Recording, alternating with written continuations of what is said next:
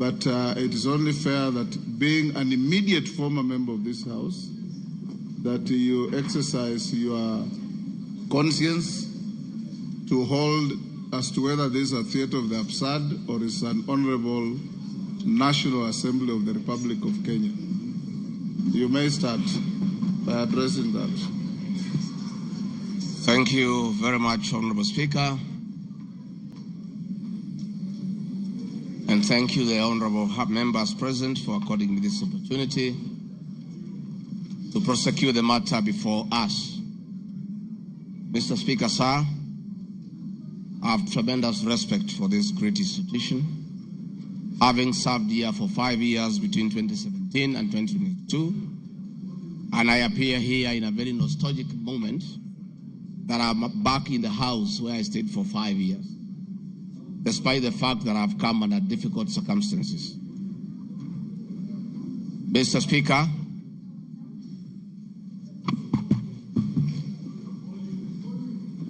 maybe the sound people, is that okay now? Mr. Speaker, sir, and the honourable members, I want to thank you for giving me the opportunity. I hope, Your Excellency, you have been advised by your lawyers that you are here to respond to specific issues in the motion. I have my advice. And not to talk generally. I know. Yeah, so rules of relevance will still apply to you as they apply to all members. Mr. Speaker, the motion before this great House alleges that 2 years ago, since assuming office, I have acquired property and wealth whose estimated value of 5.2 billion shillings. A significant number of properties to which this sum of 5.2 billion is erroneously and maliciously attached belonged to my late brother, the Right Honorable James Rigathi Gachagua, and as demonstrated by his will, a copy of which is attached. The fact as follows. Olive Garden, my response. The allegations that I own the Olive Garden Hotel is false. The truth is that Olive Garden Hotel used to belong to my deceased brother, the late Honorable James Rigathi Gachagua, and therefore has never been my property. This is information that most of you may be aware, as it is in public domain. Upon his demise, my late brother left a will in which, in his recognition that I can take care of his family, he appointed me as one of the executors of his estate. In the said will, my late brother directed the hotel should be sold, among other properties, and proceeds distributed as per the will. I'm also listed as a beneficiary together with other persons named therein. In accordance with these instructions, the hotel was sold by the executors to a third party. Owing to the above, I do not own the hotel and have never owned it contrary to accusation in the motion. For the benefit of this august House and the general public, I have annexed to this response copies of the following supporting documents. My late brother's will, sale agreement dated 17th May 2023, an official search for Olive Garden Hotel Limited. Mr. Speaker, Bipingo Beach Resort, just as in Olive Garden above, this allegation is also false. Bipingo Beach Resort belongs to the estate of the late James Rigathi Gachagua. For the benefit of this House and the general public, I have attached annexed to this response copy of the official search for Bipingo Beach Resort Limited, confirming that the hotel is still in the name of my little brother's estate. Queen's Gate Service Apartments. The allegation is also false, and the property belonged to my late brother. Queen's Gate Service Apartments, registered in the name of Bipingo Beach Resort Limited, was sold to Cooperative Bank of Kenya Limited, Staff Retirement Benefits Scheme, as evidenced by the agreement for the dated 4th May 2022, and a transfer dated 5th October 2022, marked Annex RG 6. Land parcel Ruguru, Kiamariga 2023 in Madeira East constituency, which have originally constructed a helicopter landing facility. My response is, I do confirm that I own the above referenced property, which is approximately 2.5 acres in size, and which I have planted napier grass for my dairy cows. I purchased the land in the year 2023 for 3.5 million from farm proceeds coming from my dairy farm. I have read through the motion, and there is no iota of evidence adduced of the impropriety in the way I acquired this small property. Finally, on this matter, I wish to confirm that there is no helicopter landing facility for this particular parcel on the motion. This part is also false. I attach a copy of the agreement for purchase of this property marked Annexure RG7. 40 acres of land purchased in Kakuret within Kabraine in Nyeri County. My response, I confirm that I own a property having bought it in 2015, a time when I was not a state officer. I had not even been elected as Member of Parliament from the Honorable Joroge Wainaina, Member of Parliament for Kenny, who is present in this house, or I'm not sure whether he's present. Therefore, this property I purchased 10 years ago, and not 2 years ago during my tenure as Deputy President, and as indicated in the motion, the allegation is false. I have read through the motion, and there is no iota of evidence adduced of any impropriety in the way I acquired this property. For the benefit of this August House and the general public, I have annexed to this response copy of the agreement for sale and purchase of this property marked as Annexure RG8. 80 acres of land in Meru County. For the record, I wish to confirm that I do not own 80 acres of land in Meru. This allegation is false. However, in the spirit of full disclosure, I would like to confirm that I have purchased 29 acres of land in Meru, the land of my mother, which I bought on around 9 February 2024 through a loan granted to me by Solution Circle Limited, which I am a member. This said circle has a charge registered against the title, which it continues to hold as security until I fully repay the loan. For the benefit of the August House and the general public, I have annexed to this response copies of the agreement of sale marked RG9 and a letter dated 15 July 2024 from Solution Circle Limited confirming that they financed the purchase of the property marked Annexure RG10. Dairy farm in Nyandarua County. My response is I do not have a dairy farm in Nyandarua County. Therefore, this allegation is false. The land in Nyandarua has no single animal. Companies. The motion alleges there are 22 companies owned by my family members and which have been used to massively launder money and conceal proceeds of crime, corruption, and benefit from influence peddling. My response is the mover of the motion has listed the 22 companies associated with me and has alleged that they have been used to massively launder money and conceal proceeds of crime, corruption, and benefit from influence peddling. I have carefully gone through the motion and I have not seen any evidence to support or prove the allegations therein. It is not clear to me how to respond without having seen any evidence incriminating the companies. I would like to be clear that these companies have not been involved in any illegal activities, and I believe that is why the mover of the motion has not tabled any evidence of impropriety with respect to the companies. It does appear to me that the mover of the motion was so meticulous to get all the companies associated with me and my family, and I believe that he also had evidence of illegalities committed by the companies, he would have shared or tabled that for the record. However, it is not possible to get evidence of illegality where there is none. Having said the above, allow me just to mention a few companies because there are many. Rigathi Gachagua Foundation. This is a foundation I incorporated in 2022, and I clarify that the foundation is a non-profit making entity with the sole objective of uplifting the lives of less privileged in society. This foundation therefore does not trade, and honorable members, you are aware that by law, a foundation cannot be used to trade. Since incorporation, the foundation has received a total of 12 million shillings, which has been utilized as per the schedule marked Annexure RG 11, which is paying school fees for children in Pwani University and other universities across the country. Dorcas Rigathi Foundation, because she is not here to defend herself, this is a foundation founded by my wife, Pastor Dorcas, incorporated immediately we came into office as a non-profit making entity for the sole purpose of rehabilitation of drug addicts, widows, single mothers, and orphans. A brief write-up of this foundation, together with its achievements, is annexed herewith as Annexure RG 12.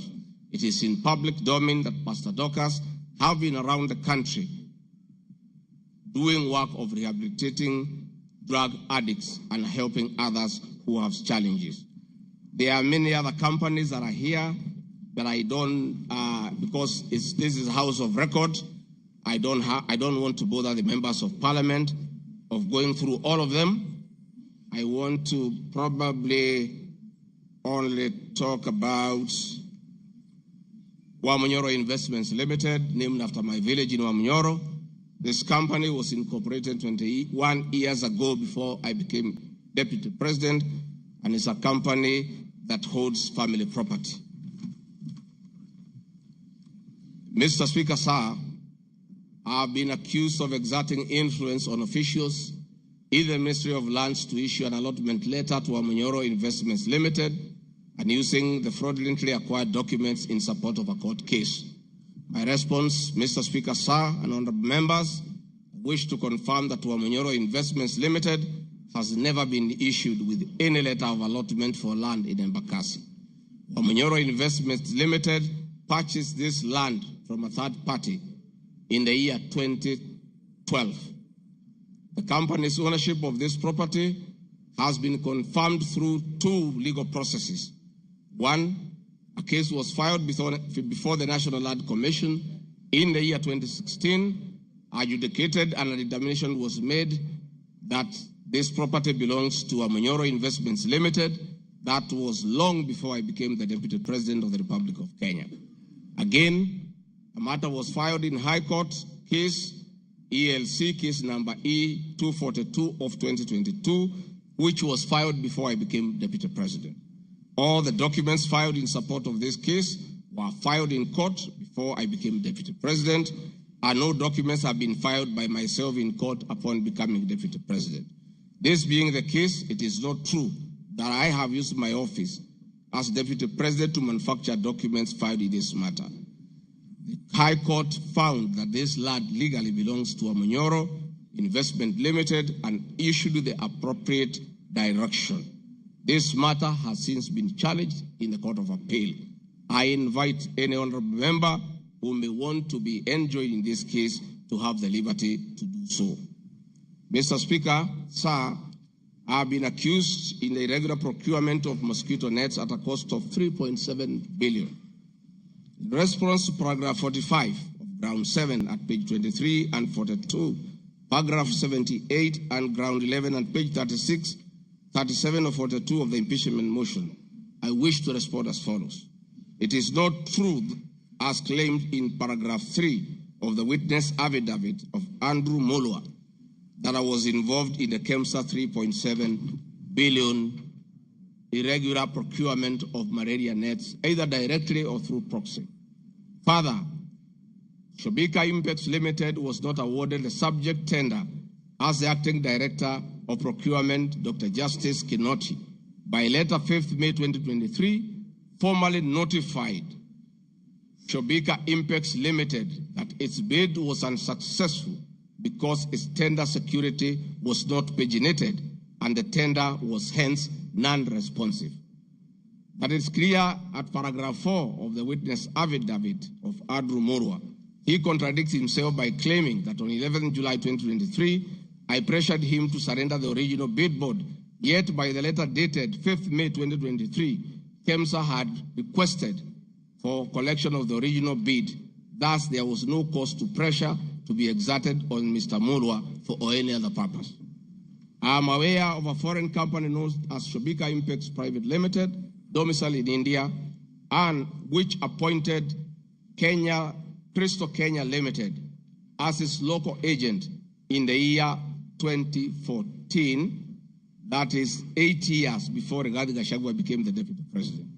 To date, Crystal Kenya Limited has complied with the agency terms between itself and Shobika Impex Private Limited, annexed hereto and marked as Annex RG 18 in an appointment agency letter by Shobika Impex Limited in the year 2014. Sometime in 2023, Kenya Medical Supplies Authority advertised tender number GF-ATM Mall NFM 2022-2023 for supply of long-lasting insecticidal nets using the international open tendering method of procurement on behalf of the Global Fund. The monies for supply of the nets, as per my understanding, was a pure grant from the Global Fund. I am aware that Shobika Impex Limited still participates in doing business with and has not been debarred by the Global Fund to date. I believe being technically qualified to provide and deliver the goods subject of the tender document, having the financial ability to do so, and without their participation or assistance from Crystal Kenya Limited, Shobika Impex Private Limited independently participated and submitted in its bid in response to the subject tender pursuant to an invitation by KEMSA. Having not participated in the subject tender, Crystal Kenya Limited did not submit any of the documents in response to the subject tender. Specifically, Crystal Kenya Limited did not submit a bid board or tender security in its name in response to the subject tender. It is therefore not true that Crystal Kenya submitted a fake bid board with an intention to fraudulently acquire public property.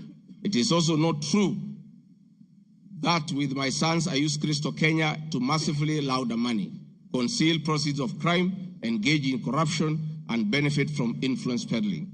Subsequently, by the letter 5th May 2023, KEMSA notified Shobika Impex Limited that it was not successful because the tender security was not paginated, and requested Shobika Impex Private Limited to collect its bid security from the procurement office immediately.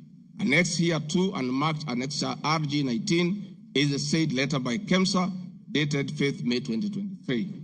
However, EACC commenced investigations of the subject tender, and on conclusion of the investigation by EACC and the Senate on the subject tender, KEMSA CEO Terry Ramadhani, who had been suspended on this issue, was appointed Kenya's Deputy High Commissioner in New Delhi, India by President William Ruto.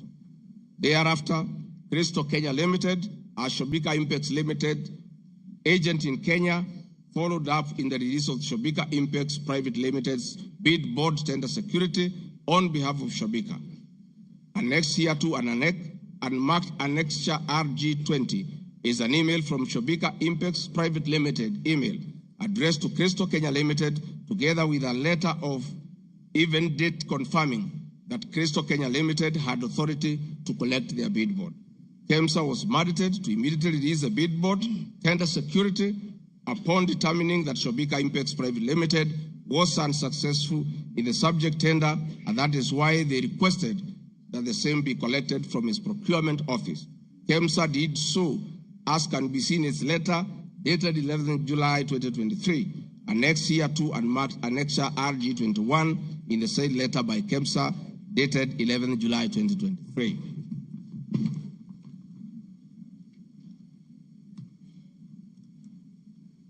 Mr. Speaker, noting that Shobika Impex Private Limited was not successful, it did not supply any goods, and it did not receive any public funds in payment thereof with respect to the subject tender. Accordingly, I have not committed any crime under Section 45(1), 46, 47A3, and 48(1) of the Anti-Corruption and Economic Crimes Act, and Section 2, 3, 4, and 5 of the Proceeds of Crime and Money Laundering Act. Further, I have not breached Section 34 of the Leadership and Integrity Act, for I did not bully any state or public officer with respect to the subject tender, and specifically, no evidence has been tendered to support the allegation at paragraph 78C of ground 11 at page 37 of 42 of the motion, which alleges that I summoned procurement officers in ministries and institutions, instructing them to direct procurement of goods and services in a specific manner.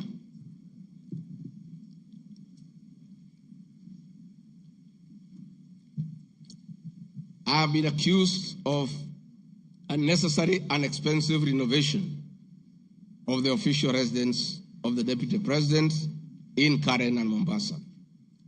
Mr. Speaker, firstly, I would like to state that funds for the renovation of the official residence were approved and allocated by this Honorable House based on the fact that the premises had been neglected for a very long time when Dr. William Ruto was Deputy President.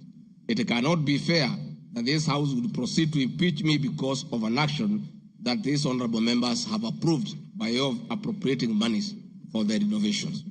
Mr. Speaker, the contract for the refurbishment of the official residence of the Deputy President, dated 22nd December 2022, was signed by Honorable Katole Metito, the Controller of State House, Office of the President, and Agrobic Investment Limited that was awarded the tender, because the Controller of State House at that time was the accounting officer in charge of the Office of the Deputy President. The report of the Auditor General, Mrs. Nancy Gadongo, dated 24th January 2024, on the Executive Office of the President for the year ended 30th June 2023, gave the opinion confirming that due compliance with the Public Finance Management Act 2012, the report is annexed herewith and marks as Annex RG 23.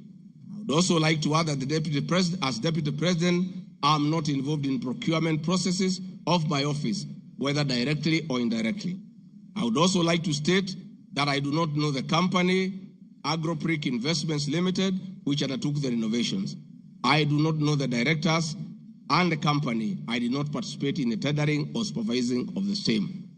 The motion dated 26 September 2024 alleges that on 29 January 2023, 45 million Kenya shillings was transferred to Bayani Enterprises Limited, which is alleged to be a special purpose vehicle used by me to siphon public funds.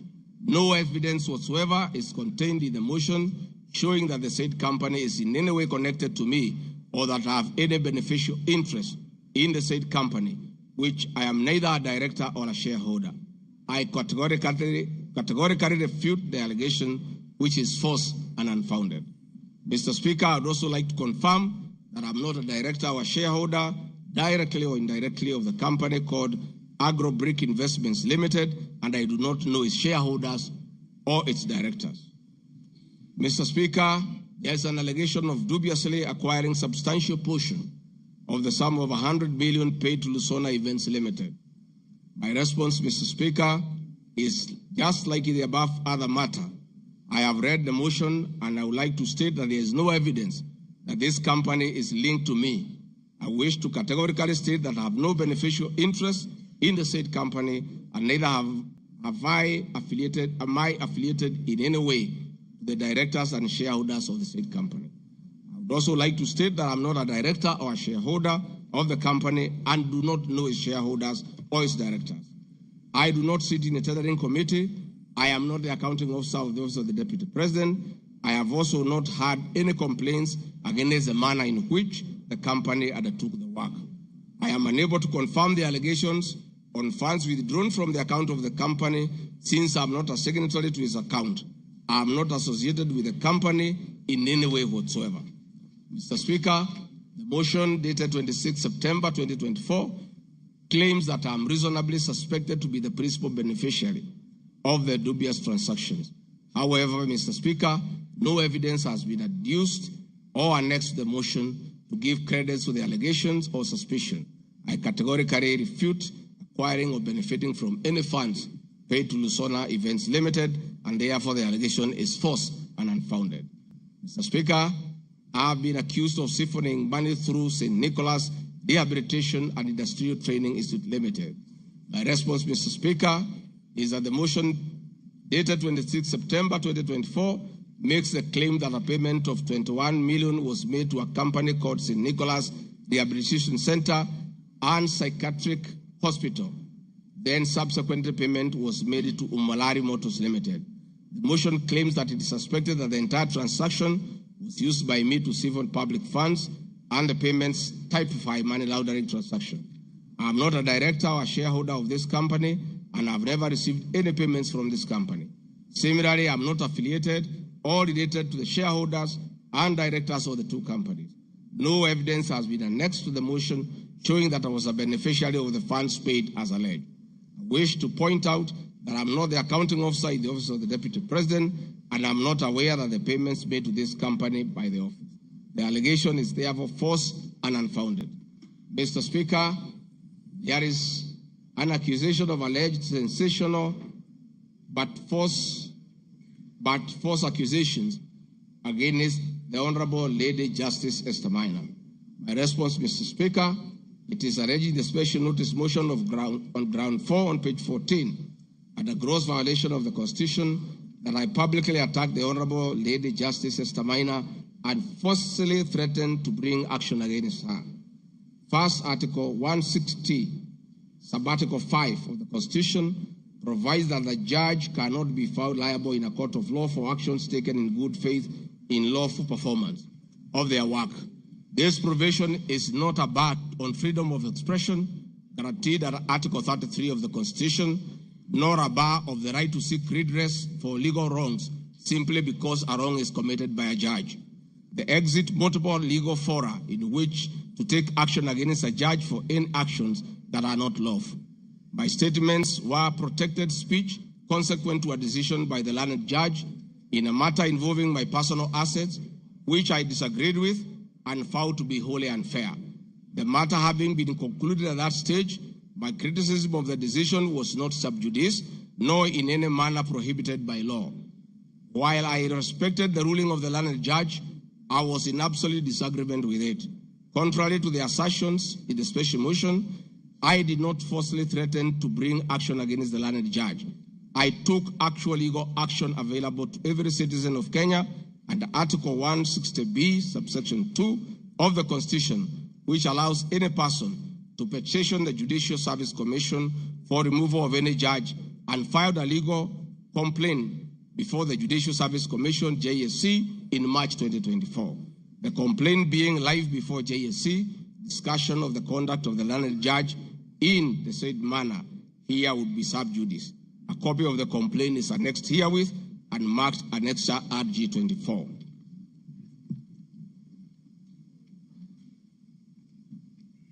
Mr. Speaker, I have been accused of diverting materials meant for construction of Kilifi Malindi Highway to tarmac a private road to Vipingo Beach Resort. My response, Mr. Speaker, I reiterate that Vipingo Beach Resort is registered in the name of the estate of my late brother, Honorable James Gachagua. Number 2, the facts are as follows. King Charles III visited Kenya between 30th October 2023 and 30th November 2024. During his state visit, one of the designated places where King Charles III was to visit was Kuruitu Marine Conservancy, which shares a road with Vipingo Beach Resort. I have annexed a copy of the program for the state visit to Kenya by King Charles III, marked as Annex RG 25, which at page 13 on items 63 and 64 shows his departure and arrival at Kuruitu Marine Conservancy. There are several media reports confirming the visit by King Charles III to Kuruitu Marine Conservancy. I have annexed extracts of the media reports by the Star newspaper dated 7 November and by African News marked as Annexure RG 26. My understanding is that the road to Kuruitu Marine Conservancy was upgraded in respect of this visit, which also to benefit the local community, including amenities like Cheriani Secondary School, Cheriani Primary School, a mosque and a public market as part of the corporate social responsibility. I wish to point out that the alleged road, that is Takaungu Shariani Vipingo, is a public road and not a private road leading to any property associated with the Deputy President, but a public road. Mr. Speaker, I have been accused of undermining the President and the Cabinet by allegedly making contradictory public statements from the position taken by Cabinet regarding the evacuation of the people residing along the Nairobi River. My response, Mr. Speaker, is that Article 147 of the Constitution provides that the Deputy President shall be the principal assistant of the President and shall deputize the President in execution of the President's functions. Article 28, which states that every person has inherent dignity and the right to have the dignity respected and protected. Article 29C, Mr. Speaker, states that every person has the right to freedom and security of the person, which includes the right not to be subjected to any form of violence from either public or private sources. Section 15G1 of the Land Act states that notwithstanding any provisions to the contrary in this act or in any other written law, all eviction shall be carried out in a strict accordance with the following procedures. Be preceded by proper identification of this taking part in the eviction or demolitions. Be preceded by the presentation of formal authorizations for action. C, where groups of people are involved, government officials or their representatives be present during an eviction. D, be carried out in a manner that respects the dignity, right to life and security of those affected. E, include special measures to ensure effective protection to groups of people who are vulnerable, such as women, children, the elderly, and persons with disabilities, including special measures to ensure that there is no arbitrary deprivation of property or possessions as a result of the eviction. This includes mechanisms to protect property and possessions left behind involuntarily from destruction, to respect the principles of necessity and proportionality during the use of force, and give the affected persons the first priority to demolish and salvage their property. Critically, our Constitution provides at 147(2) that first the Deputy President shall perform the functions conferred by this Constitution and any other functions assigned by the President. Pursuant to Article 3 of the Constitution, I, as well as every other citizen of Kenya, and state or public officers have an obligation to respect, uphold, and defend this Constitution in performing any of my functions.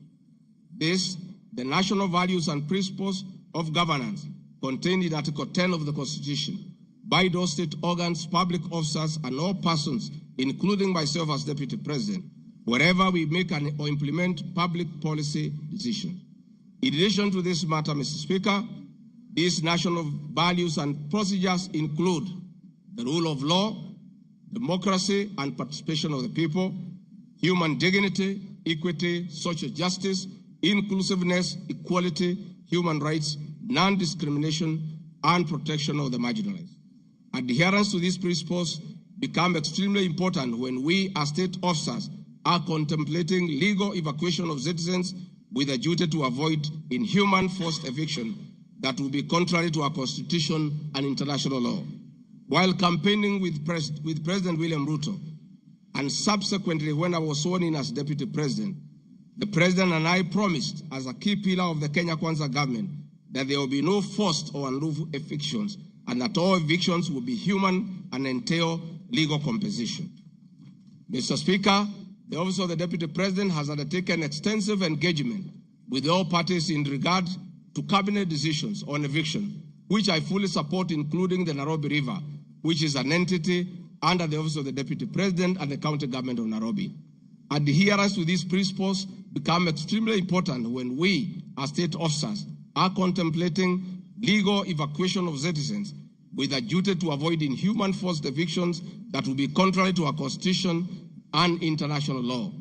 Guideline number 6 of the United Nations General Assembly Guidelines for the implementation of the rights to adequate housing prohibits forced evictions, and that the state should ensure that any eviction under domestic law are fully compliant with international law. The guidelines further require meaningful engagement with communities to ensure that the rights of residents are implemented cooperatively without the need for eviction procedures or police enforcement. Of government directives on the eviction, save for the fact that on being informed that the persons residing along Nairobi River would be evicted and paid 10,000 shillings only, which I and many other Kenyans felt was inadequate compensation for eviction. I insisted that the government should abide by the constitutional dictates and international norms while implementing any cabinet decisions, including eviction, and maintain the dignity of the citizens of Kenyans facing eviction. My statements did not and cannot be construed to undermine the President by insisting that people should not be evicted inhumanly and without adequate compensation. Mr. Speaker, are being accused of undermining devolution by allegedly holding a meeting in Nairobi Wakulima Market. The motion alleges that on 28 September 2024, I unlawfully interfered with the running of the Nairobi City County government by holding a public rally where I allegedly incited citizens against lawful directives of the county government on planning and allocation of markets. My response, Mr. Speaker, is that the motion alleges that on 20 September 2024, I unlawfully interfered with the running of the Nairobi City County government by allegedly inciting citizens against lawful directives. Article 6(2) of the Constitution provides that the government at national and county levels are distinct and interdependent and shall conduct their mutual relations on the basis of consultation and cooperation. This being the case, it cannot be said that there is a violation of the Constitution when someone from the national government makes a comment on matters relating to county governments. The traders had sought me out to intervene and request the governor on their behalf to dialogue with them and seek a solution to the grievances with regard to the relocation of markets. I request that a video annexed RG Video 3 be played for the benefit of members to say what I said.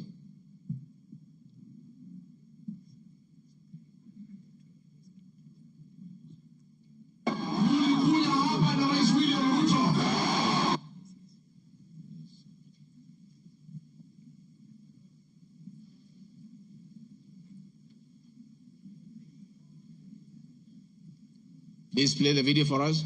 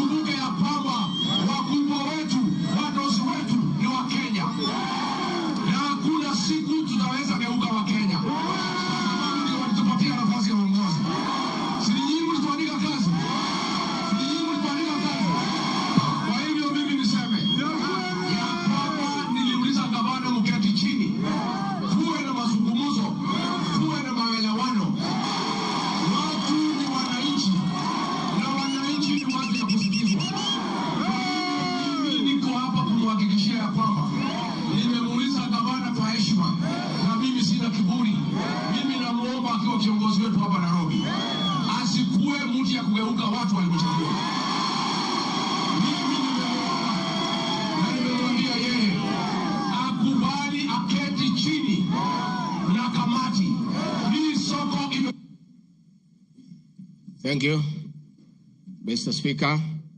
My counsel has just drawn my attention that in my earlier explanation on Nairobi River, I have a video 1 and 2 that I would like you to play so that I buttress my point on what I meant. Please, video 1 and 2. People of Kenya to work hard. We don't have a choice. Once we try to fix this economy and create a good working environment where we don't criminalize enterprise, where ordinary Kenyans are allowed to work, where businessmen are not harassed by KRA,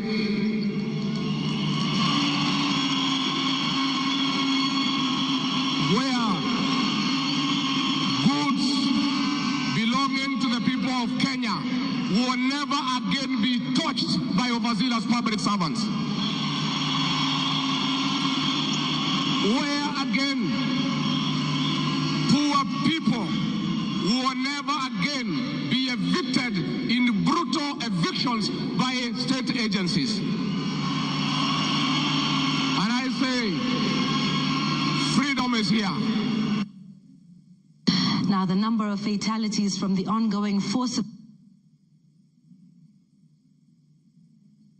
eviction by the government has risen to 3, with another tragic loss in Mathare on Monday. An 18-year-old boy died as a bulldozer brought down a church in the area just moments after President William Ruto left. The young man, who was assisting in salvaging the church's belongings, became a casualty of the demolition. Earlier on Saturday, 2 individuals lost their lives in Mukuru kwa Ruben during a similar eviction exercise. Ben Kirui reports. Monday evening, the ongoing forcible evictions in flood-prone areas tragically ended yet another life. The 18-year-old Ian Otieno lost his life in Mathare moments after President William Ruto left the area where he had been assessing the effects of floods. Bulldozers descended on homes near riverbanks, flattening structures marked for demolition. Winnie Makinda, Ian's mother, struggled to comprehend the loss of her son, a candidate in this year's KCSE. Wakaambia mtu atingatinga usiangushe hiyo ukuta. Kuna hapo ndani kuna watoto wa watu. Wacha kuangusha hapo ndani kuna watoto wa watu. Akaambia wamama waache kumpigia kelele.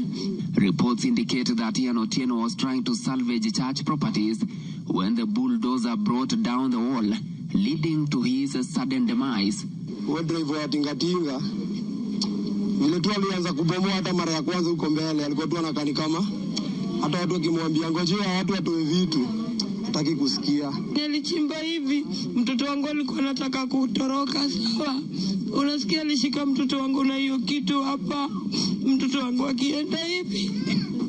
Mtoto wangu ana hivi. His death led to demonstrations by residents, prompting police intervention. The law enforcers lobbed tear gas canisters to disperse rioting residents. Watu wakachukua mwili twende tuonyeshe maskari yenyewe wametulia mtoto.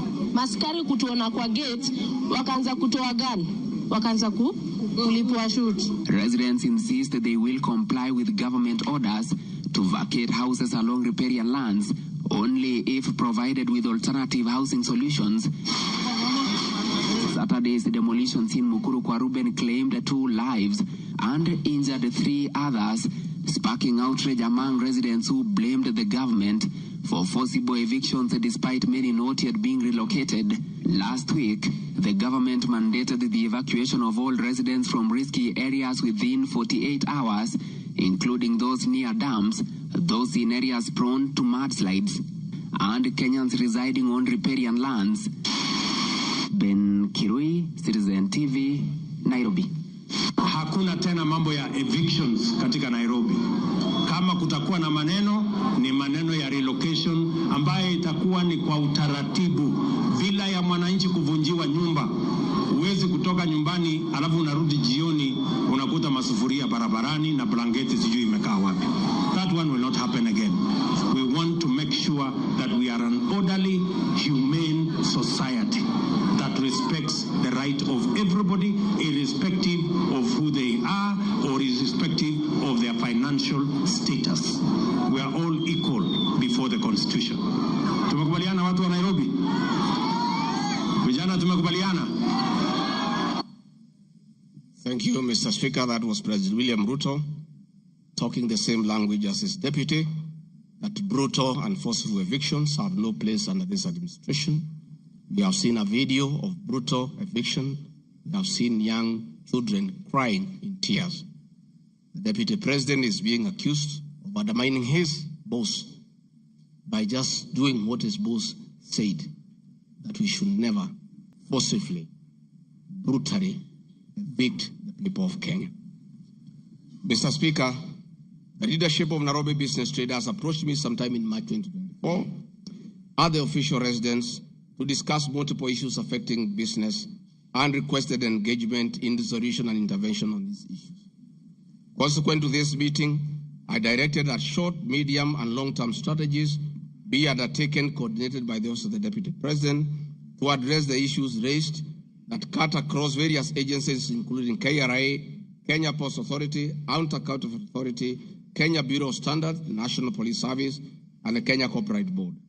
On 11th April 2024, the Small Traders and Government Agencies Technical Committee, coordinated by my office, held a meeting to discuss issues raised by the small traders, including Mudhurwa Market, attended by the Office of the Deputy President staff, in a supportive role in keeping with the draft framework of cooperation and engagement between the government, the Nairobi City County Government, and Nairobi business traders. Subsequent this, Mr. Speaker, is clear that my office have been having meetings with the Governor of Nairobi on various matters affecting the people of Nairobi, and hence the Deputy President cannot be accused of undermining devolution. Mr. Speaker, I've been accused of undermining devolution by allegedly holding meetings to fight alcohol. I'm sorry, Mr. Speaker, if the House took it that I say the House is a theater of the absurd. I was talking about this specific charge of undermining devolution by holding meetings to fight alcohol to be discussed in this House. That to me is what I thought that moment. If it's 5 minutes or 10 minutes, that would be the theater of the absurd. I did not attribute in any way by trying to demean this House that I sat for 5 years, by calling it the theater of the absurd. But this particular charge, Mr. Speaker, drug and alcohol problem in Kenya has been on the increase, and many of our youth have become addicted to alcohol and their lives destroyed because it causes them to drop out of school and start engaging in petty crime to look for money to buy alcohol. I'm a strong advocate for youth rehabilitation from alcohol and substance abuse, which I continue to encourage and support in order to save our future. With regard to alcohol control and regulation, I wish to state that I have held several meetings with the governors in Meru, Chuka, in Mombasa, in Nakuru, in Nyeri, and the efforts that President William Ruto asked me to lead in eradication of illicit brew has been very successful, and we have been working with governors and county assemblies who have been developing legislation on the control of licensing of alcoholic drinks. If there is one program that has had the best working relationship between county governments and the national government, it is this particular program. I'm a bit emotive about illicit alcohol because I lost my brothers. One who was a medical doctor to alcohol, another who was a farmer to alcohol. I take it passionately. I don't know who complained about this particular charge. I have not seen any evidence of any complaint, and I have not had any person in Kenya complaining that the Deputy President is undermining with the devolution by leading the war on illicit brews and drug abuse. Whatever this House decides tonight and the other subsequent House, whatever happens to Rigathi Gachagua, whether he's in or out of office, this war must continue and must be won for the sake of our children.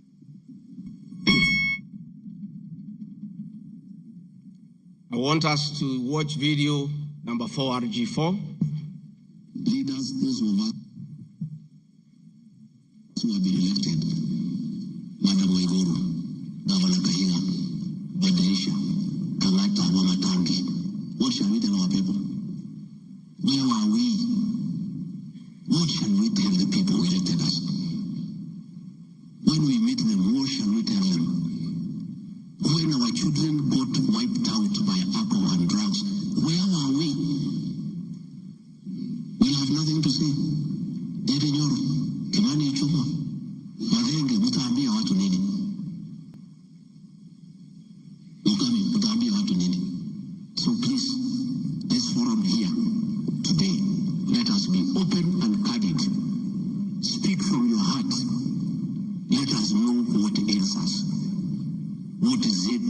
must we do?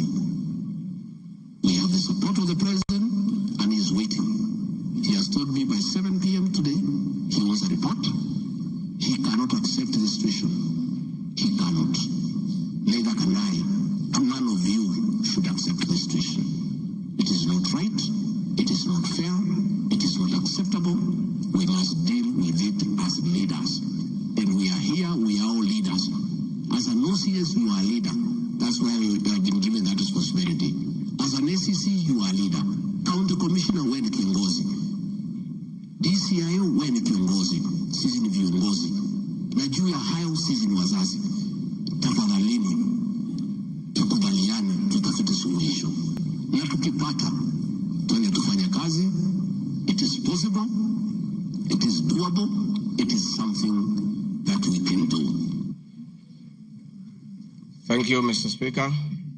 It's very clear that the meeting had all governors, members of parliament who are present here today, policemen, everybody, and we are in agreement that the war must be won. It cannot, but the deputy president should be impeached for leading the war on alcohol.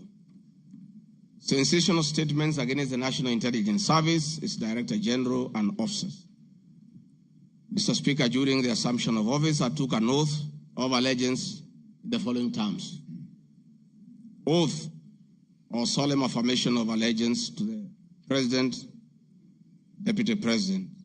In full realization of the high calling, I assume as Deputy President of the Republic of Kenya, I do swear solemnly affirm that I will be faithful and bear true allegiance to the Republic of Kenya, that I will obey, preserve, protect, and defend this Constitution of Kenya, as by law established, and no other laws of the Republic, that I will protect and uphold the sovereignty, integrity, and the dignity of the Kenyan people. So help me God. That is the oath that I took in Kasarani. Article 239, Article 3 of the Constitution provides that in performing their functions and accessing their powers, the national security organs and every member of the national security organ shall not act in a partisan manner, further in the interest of a political party or cause, or prejudice a political interest or political cause that is legitimate under this Constitution. Article 239, Subarticle 5 of the Constitution provides the national security organs are subordinate to civilian authority. In relation to this allegation, I wish to state that the National Intelligence Service holds a very critical role in ensuring the safety and security of our country. They are responsible for gathering intelligence and share it with all our law enforcement agencies to ensure that the country is safe at all times. Consequently, when the country was caught flat-footed with regard to the scope and extent of the public's dissatisfaction with the Finance Bill 2024, which degenerated in a Gen Z protest, it pointed to the failure of the National Intelligence Service in carrying out its mandate. I am persuaded that the National Intelligence Service ought to have known beforehand that the public was completely opposed to the Finance Bill, and they ought to have briefed the President before the protest began, and this would have caused a change of tact by government regarding the proposed bill, and the protest which culminated in the loss of innocent lives and destruction of property could have been avoided. Hence, I expressed my opinion on this in my public media briefing in Mombasa, and my utterances were not any different from what happens in other countries when there is a lapse or failure by the intelligence agencies. The nation has witnessed unfortunate instances of several extrajudicial killings, abductions, and disappearances. I firmly believe that if the National Intelligence Service had acted diligently, these instances would not have been witnessed.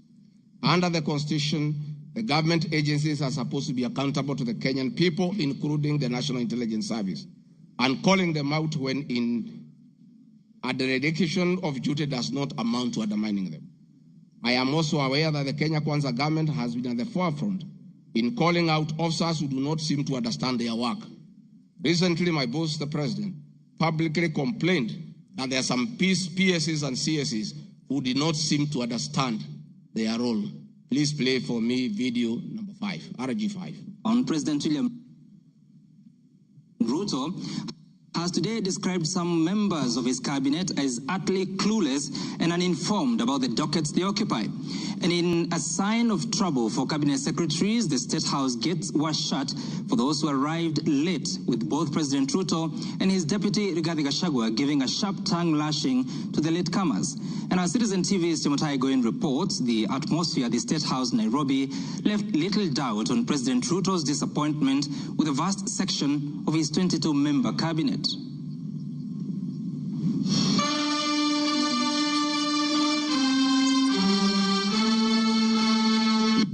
Morning in Nairobi, but the seats on the State House grounds came ultra-heated, particularly for cabinet secretaries. The cabinet members came here to sign performance contracts, but the oral appraisal of the day spelled anything between trouble and outright doom. If you cannot keep time with your employer, you have basically dismissed yourself. I mean, it's just as simple as that. So, for those who came late, who are members of the executive, I will be expecting a written explanation, and it should not include matters of traffic. Punctuality was at issue, with some cabinet secretaries being locked out of State House for lateness. And from the podium, the president and his senior lieutenants were unforgiving. Niona watu wale wamechelewa, nikaona rais unaniona nimemjua.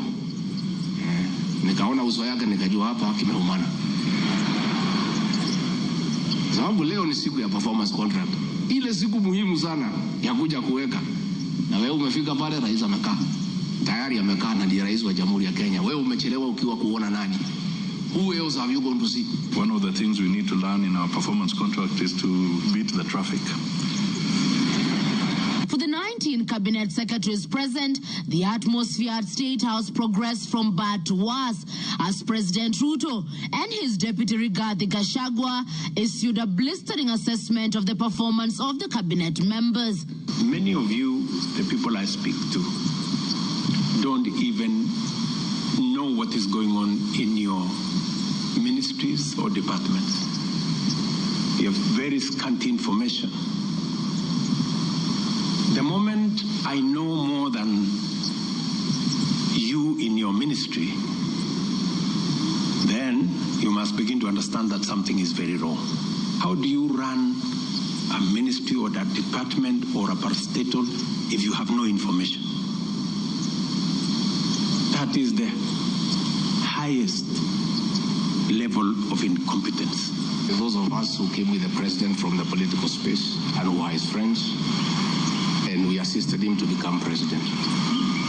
Once he gives us a job, that is the termination of that friendship. The friendship with the president will be based on nothing but performance. From travel habits to basic work ethic and even media appearances, it was a brutal ground zero appraisal for the cabinet. Why do you have to honor every invitation that you have been given to every country?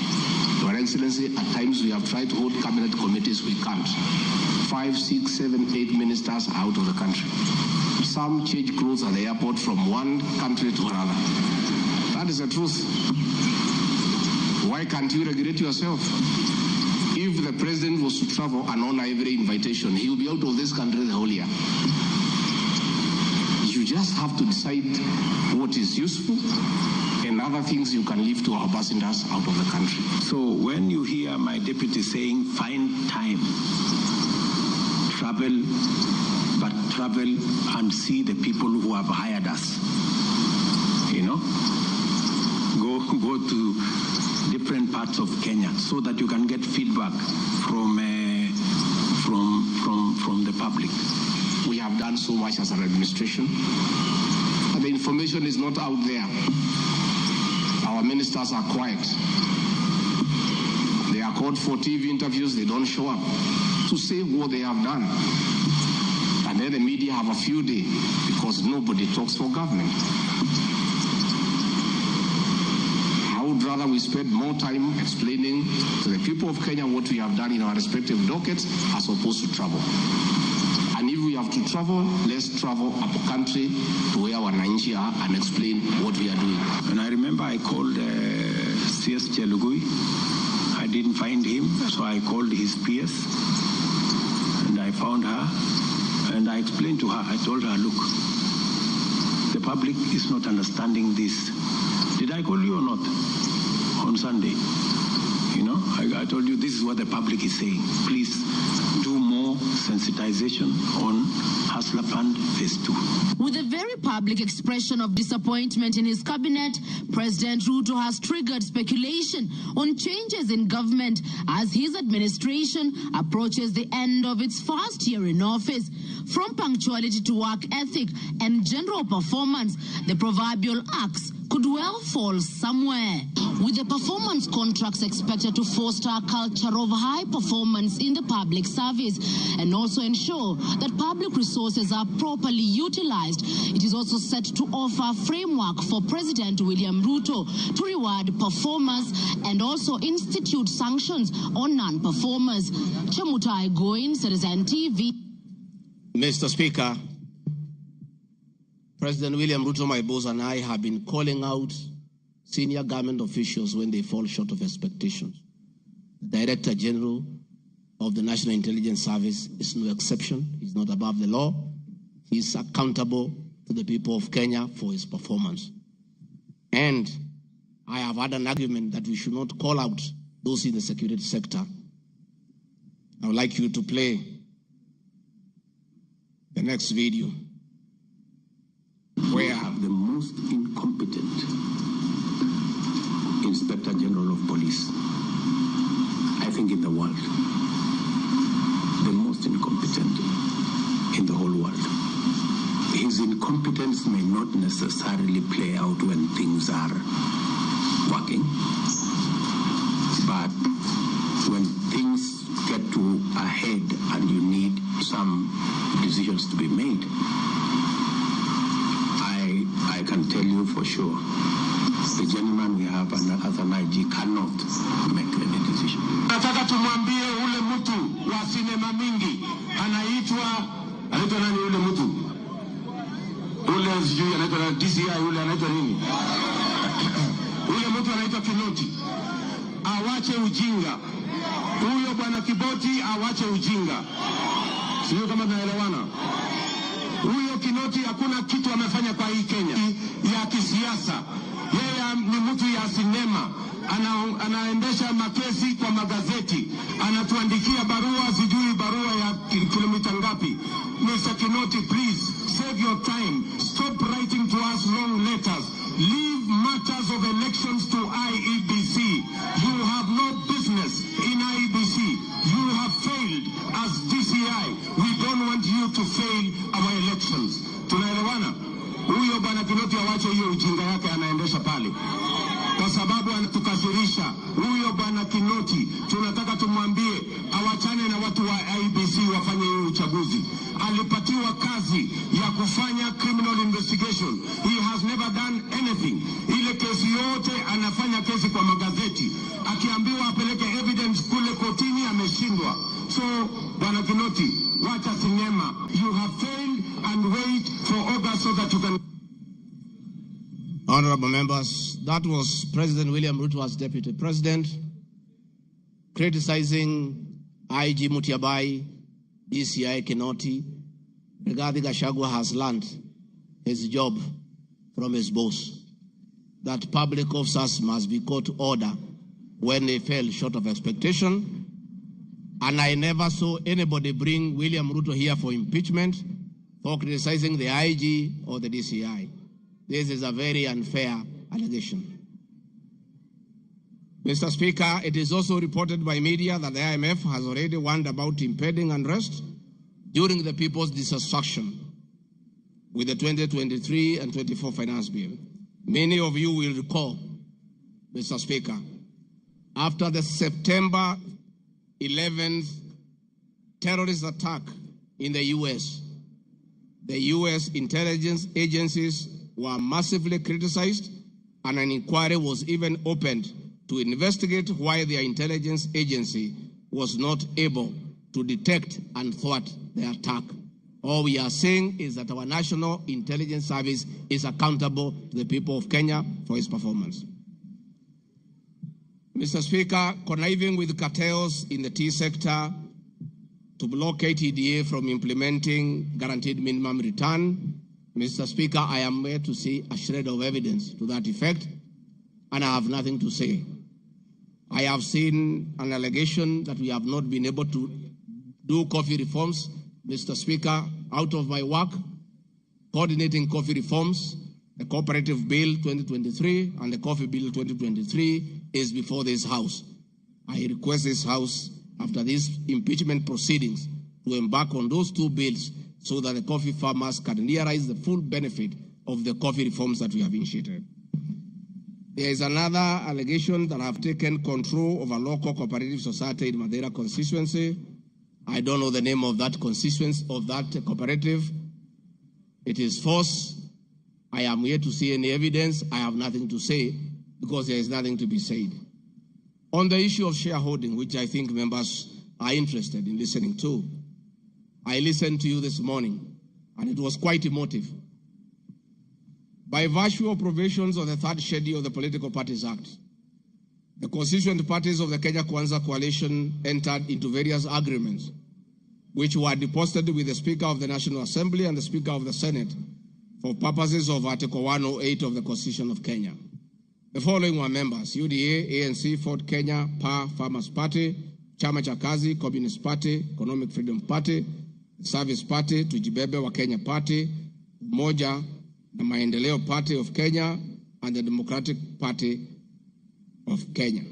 In accordance with the provision of Clause 3, Schedule 3, a power sharing agreement and development agenda for the certain regions of Kenya, I attach copies of these agreements, RG32.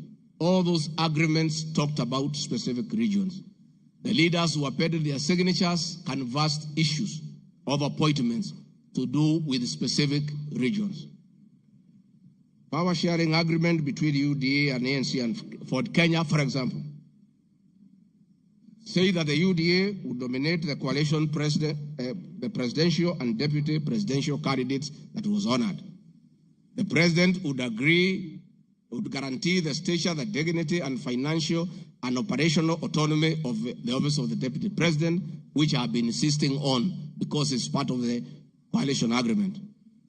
The ANC would be allocated the position of the prime cabinet secretary, which has happened. Ford Kenya would be allocated the position of the Speaker of the National Assembly, and that is why Honorable Masika Wetangula sits here today. In accordance with Article 2 of the Power Sharing Agreement, ANC and Ford Kenya would have a 30% share is a word, of the national government positions. This drives my utterances about shareholding. It is embedded in all these agreements that are attached here for you to read. I heard this morning an honorable member saying that the deputy president said the people of Ukabani will not get resources because they did not vote for Kenya Kwanza government. That is not true. The Deputy President of the Republic of Kenya does not allocate resources.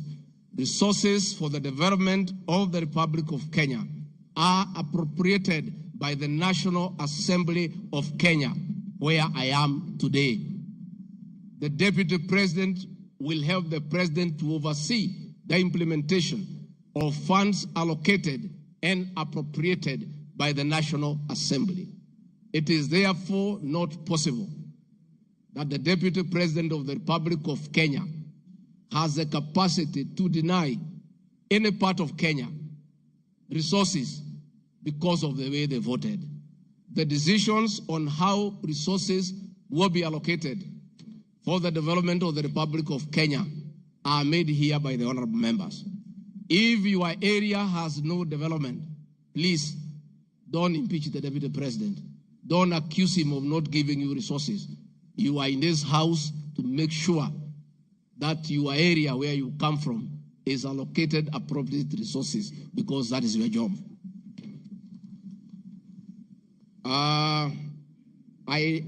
The agreements are attached, therefore I don't want to go into them.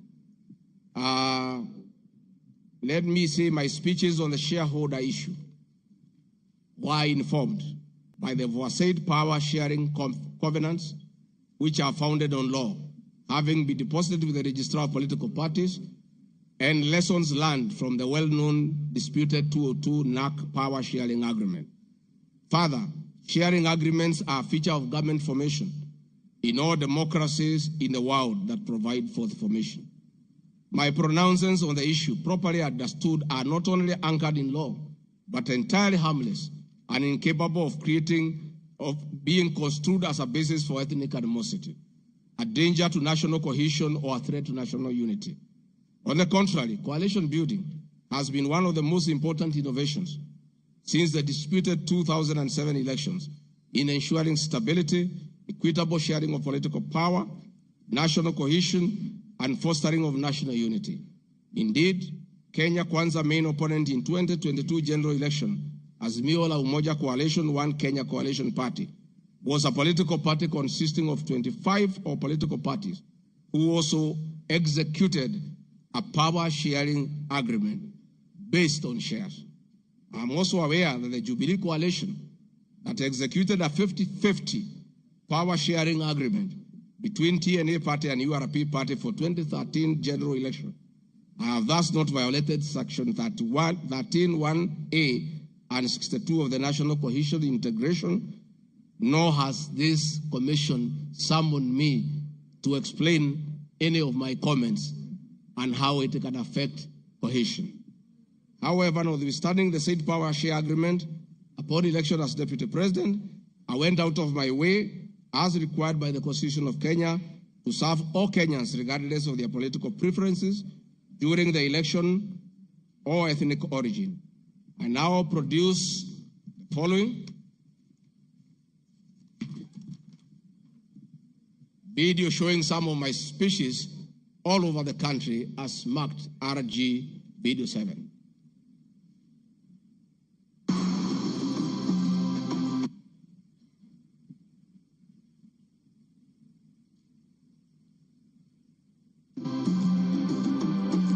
We want to confirm to the people of Nyanza that the Ruto administration will serve all Kenyans, those who elected us and those who did not. Kenya hii kila mtu afanyiwe kazi, kwa sababu kila mtu nalipa kodi. Mimi sikusema Kenya ni ashia kazi. Nisema serikali, mchunga serikali. Wale wanakusaidia unatakiwa uweke wengi wale walikuwa na wale walielewa manifesto yako. Mimi nimetembea Kenya. Sisi tunasema nilikuwa Mombasa, pia bana mlima. Mimi nilikuwa Wajia, pia bana mlima. Nilikuwa Garissa, hii bana mlima. Nilikuwa Mombasa kwa Nandi, nimekuja karibu mara 10. Eldoret nimekuja karibu mara 6. Kericho nimekuja mara 4. Tea conference ya chai tulikuwa na nyinyi, niliweka Kericho. For now, kazi yetu ni maendeleo. Tutafanya kazi na viongozi wote, akiwa chama ile, akiwa chama hii, we don't care. This is the time to serve the people of Kenya, and we shall work with all elected leaders, irrespective of their political affiliation. Mr. Speaker, copies of documents demonstrating my efforts within the mandate allocated to me by the President to address security issues and economic equalization programs and policy in historically marginalized areas is Annex RG33. The decision to embrace the broad-based government following the dissolution of cabinet after the Gen Z protest. I attached my video during the launch of the Honorable Raila Odinga's quest for EU chairmanship at State House, again as a demonstration of my embracing the broad-based government.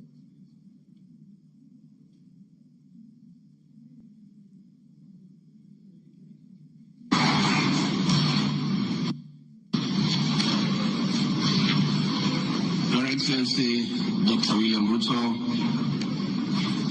President of the Republic of Kenya and Commander-in-Chief of the Defense Forces, Your Excellencies, Heads of States and Government present, Your Excellencies, Ambassadors and High Commissioners and members of the Diplomatic Corps, Heads of Delegations, Members of Parliament and all dignitaries present, good morning. Your Excellency,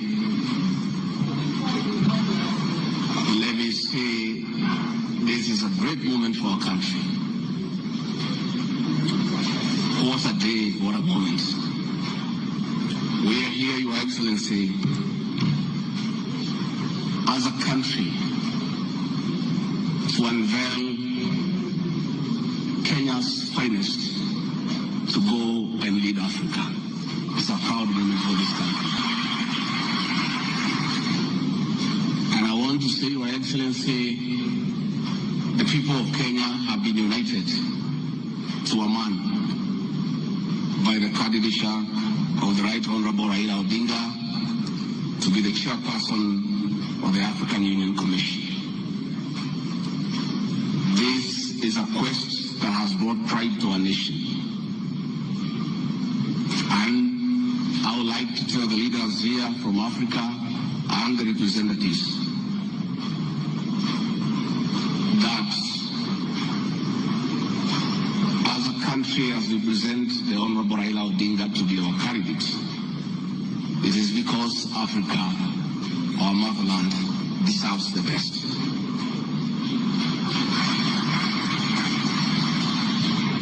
The passion and zeal of the Right Honorable Raila Odinga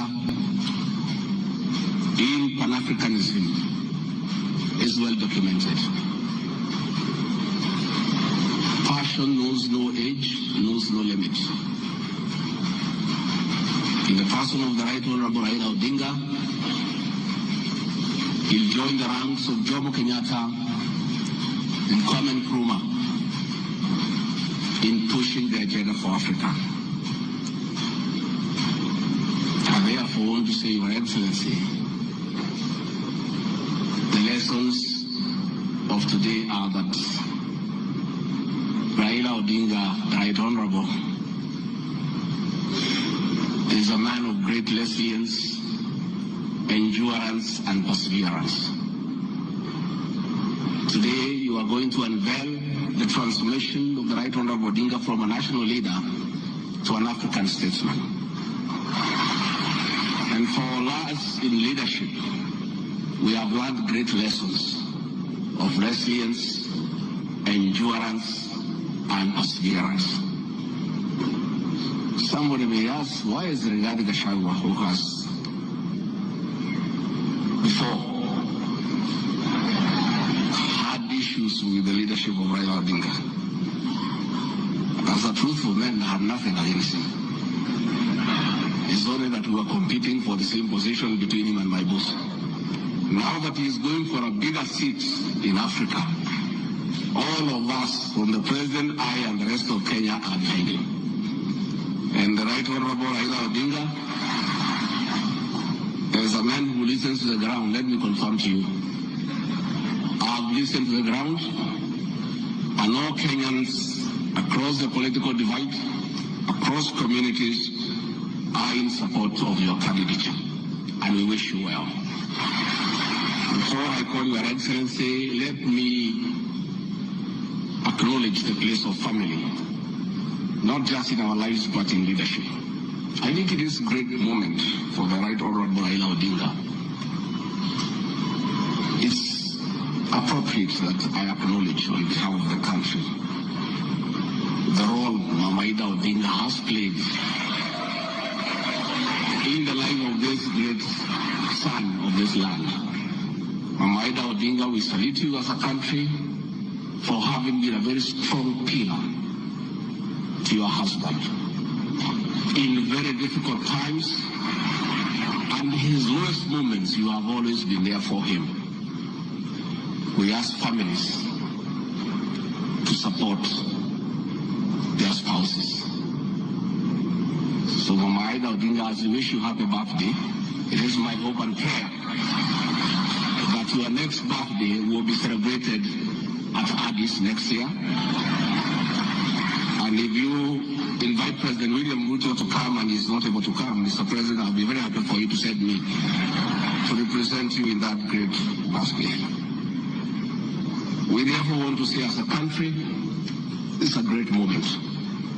And the Right Honorable Odinga, I have noted with a lot of appreciation, my wife, Pastor Dorcas, who is a very prayerful woman, has been praying for me and the President daily. And I noted from yesterday she has added you in her prayer. And because our prayers work, we have no doubt that you will get this seat. Mr. President, it is now my honor to request you to come and anchor Kenya's finest and embark on a journey of transformation of the Right Honorable Raila Odinga from a national leader to a great African statesman. Thank you, Mr. Speaker. President William Ruto has many times appreciated my people issues and has repeatedly pronounced himself. Let me have the video number 9. And speaking of deputies,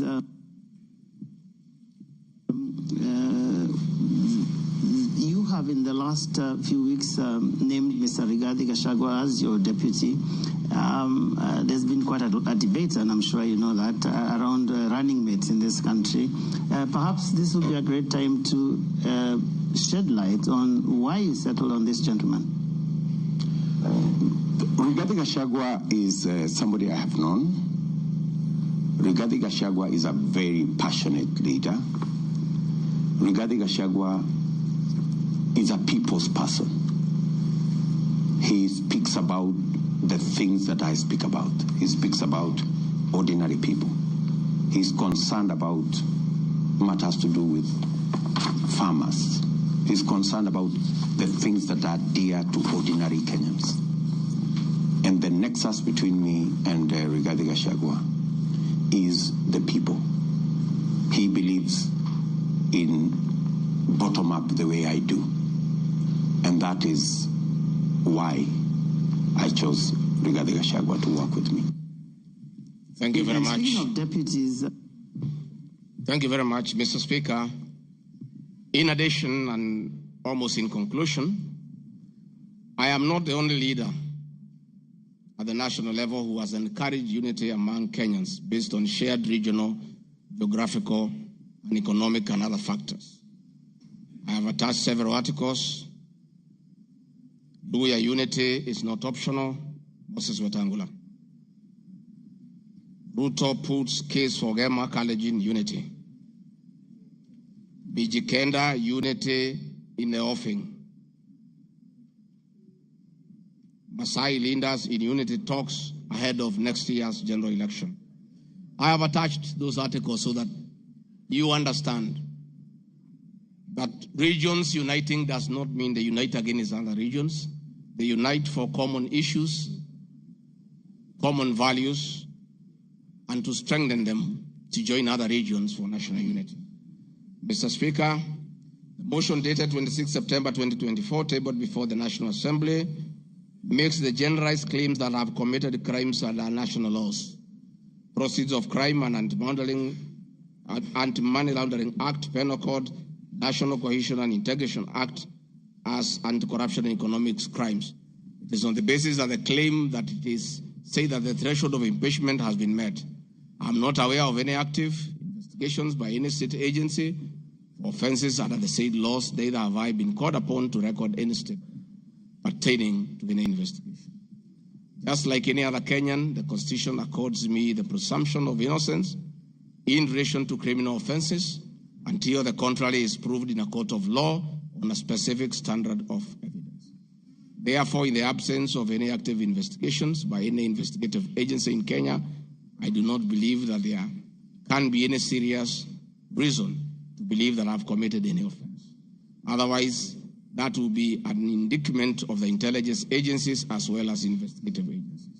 Therefore, it is inconceivable that the threshold of the impeachment motion as defined in Article 145 of the Constitution can solely be based on the perception of the mover of the motion in the absence of any other evidence.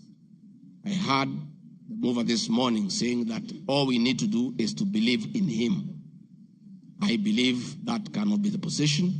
We need actual evidence against the Deputy President. The net effect of the impeachment of this basis of allegations of criminal offences, whose evidence has not been tried and tested in court of law, or by bodies mandated to investigate would be to disqualify me from the possibility of holding public office in relation to Article 99(3) without the benefit of due process of law and exhaustion of the systems of appeal as provided in the Penal Code. Mr. Speaker, I do not wish to respond to the issues I had this morning that are outside the motion. I want to confirm that I have tremendous respect for Kenyan women, and I have never disrespected them. What has happened is that as politicians, there is always propaganda to undermine somebody. I call upon anybody with evidence that I have ever disrespected that person to come out and provide that evidence. I had my very great friend, the Honorable Faith Getau, say that I disrespect women. Many times I've been to Nyandarua. I've referred to Honorable Faith Getau as Ngatha. Ngatha is a Kikuyu name for a woman of great respect. That I have done countless times is on video. Finally, the Honorable Bose Sholei, I heard what you said in Eldoret. I heard this morning that you said I should be charged with treason. But my sister, me, I'm a grateful man. I remember, and I'll never forget, during the last administration when I was arrested on fabricated charges for standing with the President William Ruto against the wish of the government at that time, Gladys Bosholai came and sat with me at DCI headquarters, brought me tea, brought me lunch, sat with me, comforted me. At court, she coordinated the collection of 12.5 billion shillings as my cash bail. She came to see me in Gigiri for 4 days and had very kind words for me. Despite what you have said, my sister, I do remember that one good thing that you did for me, and I'll love you and cherish you for the rest of my life. Finally, Mr. Speaker, as I wind up, I want to appeal to this Honorable House to consider the allegations against me by the mover of the motion, weigh it against the attached evidence, weigh it against my defense and the attachments and the videos that I've played in this house. And exercise your mind and exercise your discretion. Search your conscience and decide if Rigathi Gachagua is guilty of any of those allegations or is undergoing a political process. If you are so persuaded and you search your conscience without any intimidation or coercion or inducement, and you think is the right thing to do, please go ahead and do so. If you search your conscience and listen to the issues that have been adduced here, and you find that there are no grounds to impeach the Deputy President of the Republic of Kenya, please make the right decision. But as you do so, many members who are in this House remember what President William Ruto as Deputy President went through. And most of us stood with him. Rigathi Gachagua underwent 4 years of persecution. Others were persecuted.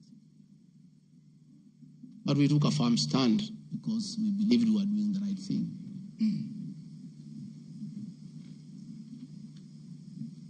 His family underwent humiliation. His friends underwent humiliation.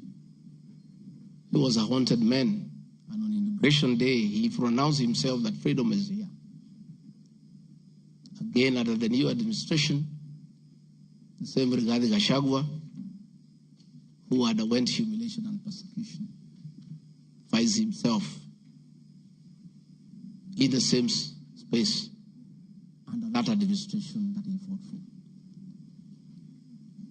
Try, look, reflect, and and apply your conscience and make the right decision. Mr. Speaker of the House, I want to thank you for granting me this opportunity. And my address last night was not in any way meant to disrespect the House. Despite, Mr. Speaker, you having ruled that the matter should not be taken out of the House, it was being discussed in every TV station, in every meeting across Kenya. And Kenyans did not have a chance to also hear my side of the story. So I decided, since the accusations against me were everywhere in the country, the people of Kenya, and more so those who voted for me and President William Ruto, deserved also to hear my side of the story. I have tremendous respect for the National Assembly and your ability and capacity to make the right decision. Mr. Speaker, I want to thank you. Asanteni sana. Thank you very much.